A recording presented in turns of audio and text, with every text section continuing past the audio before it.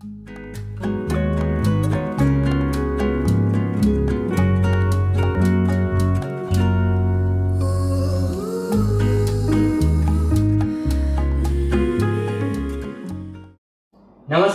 Dheeraj kitchen मराठीच्या आजच्या या भागामध्ये मी धीरज तुम्हा सर्वांचं खूप खूप मनापासून स्वागत करतोय.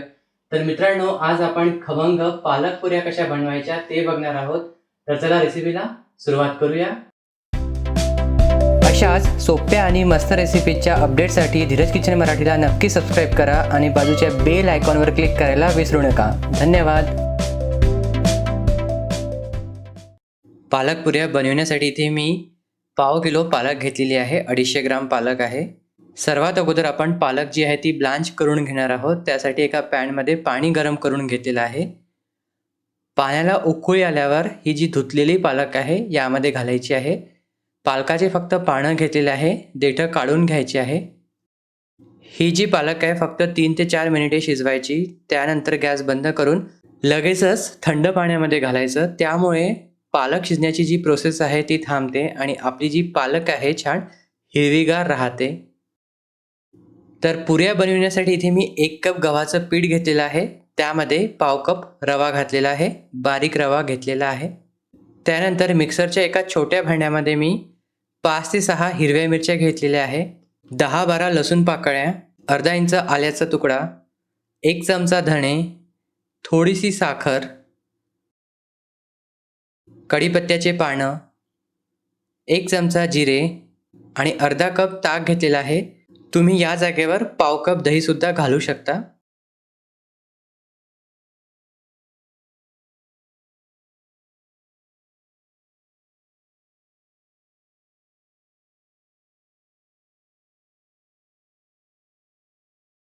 त्यानंतर जी ब्लांच केलेली पालक आहे ते सुद्धा मिक्सरला फिरवून घ्यायची.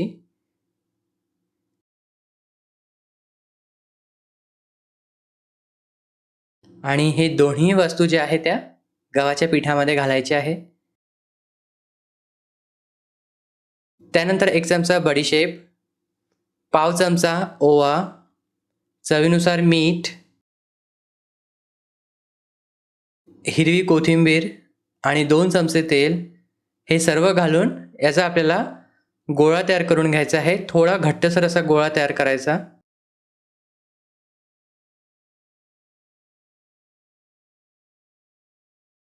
आता मिक्सरच्याच भांड्यामध्ये थोडंसं पाणी घेऊन त्याच पाण्याचा वापर करून इथे मी गोळा तयार केलेला आहे. खूप असा घट्ट नाही करायचा कारण आपण यामध्ये रवा घातलेला आहे, त्यामुळे थोडा सॉफ्ट झाला तरीही चालेल, पण फार सॉफ्ट नाही करायचा. तर इथे मी गोळा तयार करून घेतलेला आहे. याला थोडंसं तेल लावून हा आपल्याला 10 ते 15 मिनिटे रेस्ट करण्याकरिता ठेवायचा आहे.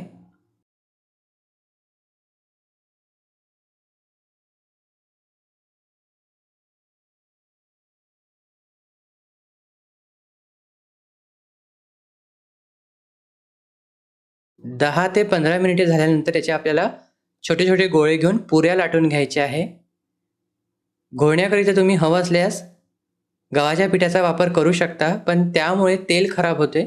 त्यामुळे मी इथे फक्त तेलाचा हात घेऊन पुऱ्या लाटून घेतोय, म्हणजे आपलं तेल खराब होत नाही.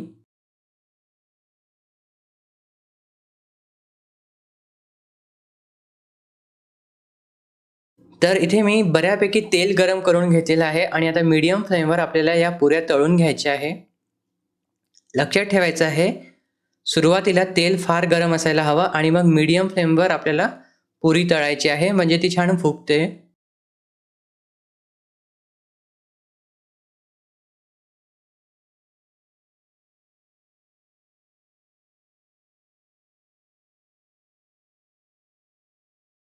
तर अशाच प्रकारे इथे मी सर्व पुऱ्या तळून घेतलेल्या आहे. छान खमंग, कुरकुरीत, खुसखुशीत या पुऱ्या होतात आणि प्रवासासाठी, टिफिनसाठी किंवा सकाळच्या नाश्त्यासाठी बेस्ट ऑप्शन आहे.